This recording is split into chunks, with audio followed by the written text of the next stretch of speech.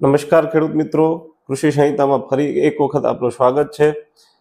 વરસાદના ખૂબ જ મોટા રાઉન્ડ બાદ જે ખેડૂતોને મરચીનો પાક ઊભો છે એમના માટે મરચીના પાકમાં વરસાદ બાદ તુરંત થડ પાસે સફેદ ફૂગ એટલે કે સ્ક્લેરોશિયમ ફૂગનો ઉપદ્રવ જોવા મળતો હોય છે, જેના કારણે સુકારાના પ્રશ્નો આવતા હોય છે। હવે આના નિયંત્રણ માટે ટ્રાઇકોધન એફએનએસ એટલે કે ટ્રાઇકોડર્મા આર્જિનિયમ સાથે સાથે માઇક્રા એટલે કે માઇકોરાઇઝાનો ડ્રીપ પદ્ધતિથી અથવા તો ડ્રેન્ચિંગથી અથવા તો ગળતિયા છાણિયા ખાતર સાથે ભેળવી અને પિયત પદ્ધતિથી નિયંત્રણ કરી શકાય છે। સાથે સાથે મરચીના પાકમાં લીલી પોપટી તેમજ સફેદ માખીનો ઉપદ્રવ પણ જોવા મળતો હોય છે। કુકળવાના પ્રશ્નો આવતા હોય છે, આ સફેદ માખીના ઉપદ્રવના કારણે જ આવતા હોય છે। તો આ સફેદ માખીના નિયંત્રણ માટે ડાયફેન્થ્યુરન અથવા તો બાયફેન્થ્રીનનો ઉપયોગ કરી અને સમયસર નિયંત્રણ મેળવવું જોઈએ।